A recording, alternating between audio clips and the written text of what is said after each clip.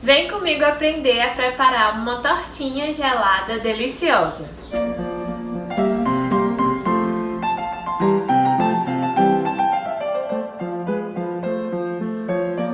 Oi, aqui é a Tara, sejam bem-vindos ao meu canal e hoje é dia de receita.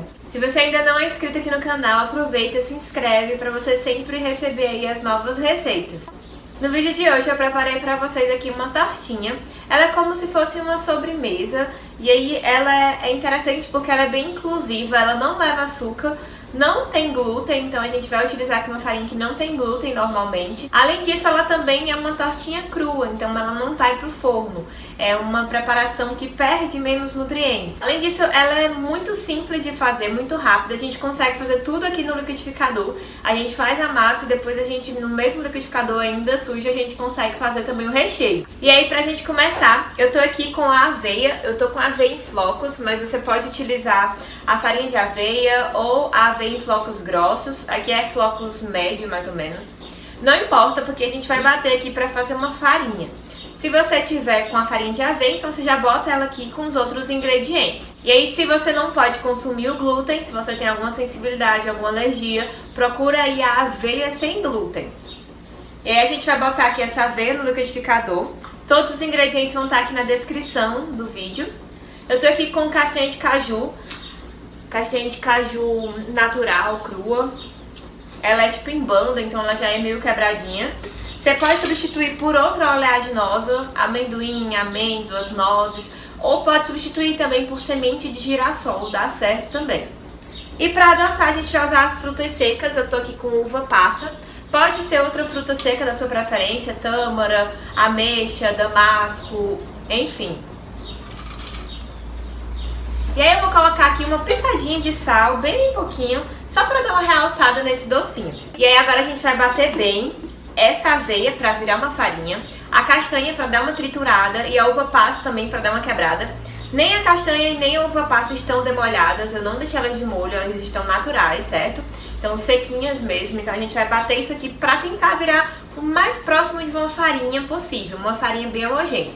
Não tem problema se ficar uns pedacinhos maiores, o importante é que fique o menor possível para poder ficar bem homogêneo. E aí é só bater isso aqui.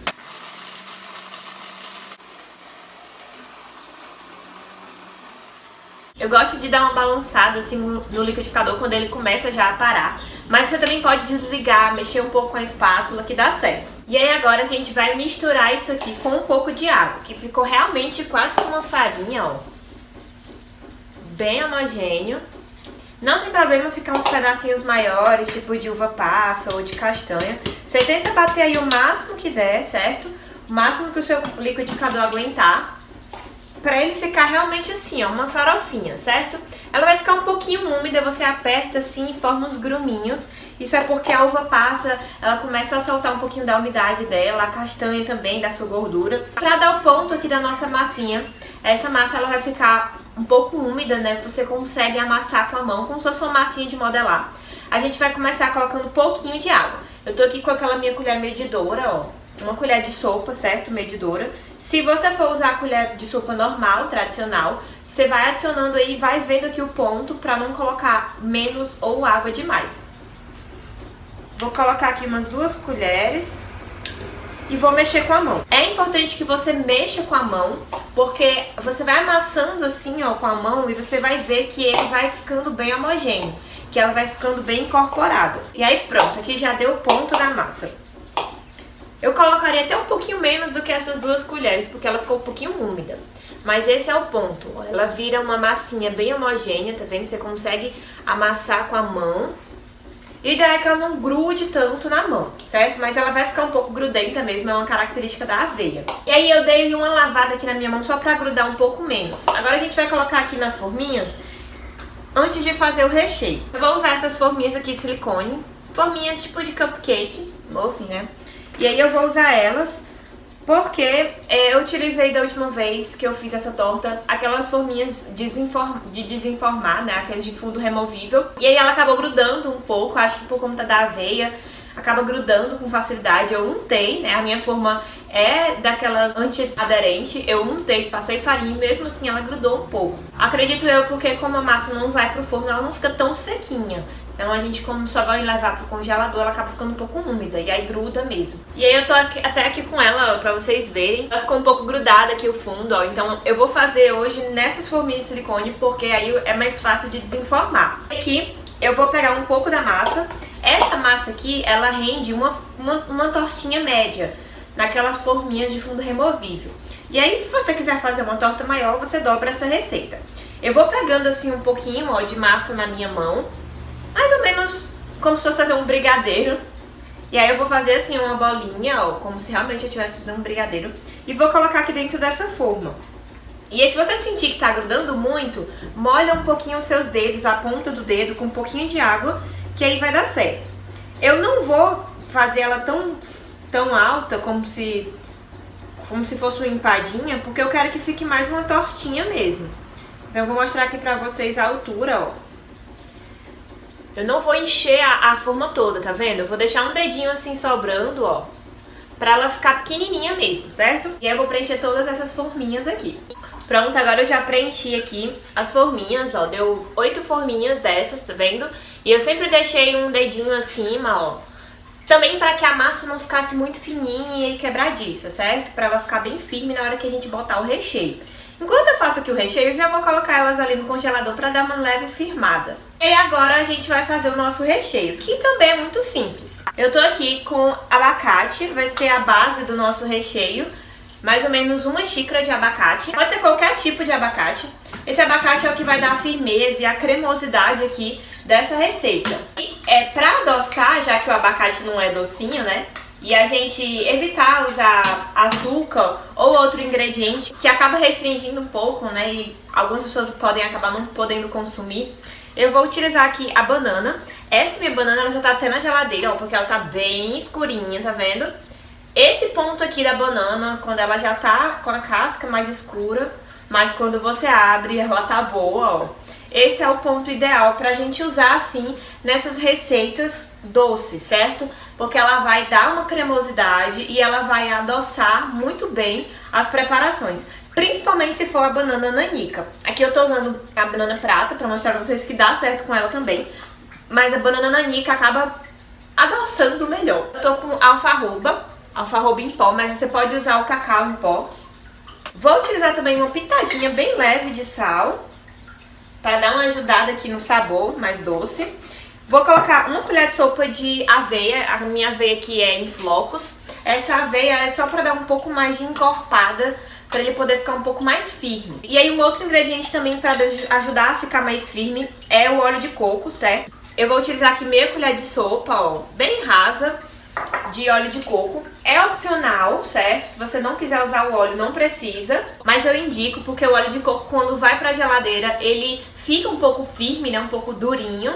Quando o nosso creme for lá pro congelador, esse óleo de coco vai ajudar ele a ficar bem firme. Ele não vai ficar esparramando na torta, certo? Ele vai ficar bem firme. E a gente vai bater isso aqui com o mínimo de água possível. Eu vou começar colocando aqui 2 colheres de sopa dessa colher medidora. E a gente vai vendo aqui se precisar colocar mais. E aí é só bater até ficar bem firme.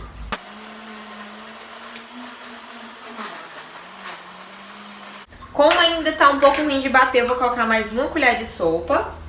E vou vir com a espátula aqui pelas laterais, ó, pra ajudar a incorporar bem tudo isso aqui. E bate mais um pouco. Se você precisar colocar mais água, se ficar ruim para o seu liquidificador bater, pode botar, certo? Mas vai botando o mínimo possível. E aí ele vai ficar um creme bem bonito, ó, bem homogêneo, certo? Lembra um pouquinho o mousse. Inclusive isso aqui já é uma receita de mousse, se você quiser aí para comer como uma sobremesa, você pode botar em potinhos e servir como se fosse um mousse mesmo. E aí agora eu vou só colocar aqui nas minhas forminhas, preenchendo aqui os espaços, certo? Das tortinhas. Garante que não ficou nenhum fundinho aqui embaixo rachado e nem aberto, porque senão não vai dar certo desenformar isso aqui. E aí eu venho assim, ó, bem simples, com 1 colher do nosso recheio e coloco aqui dentro.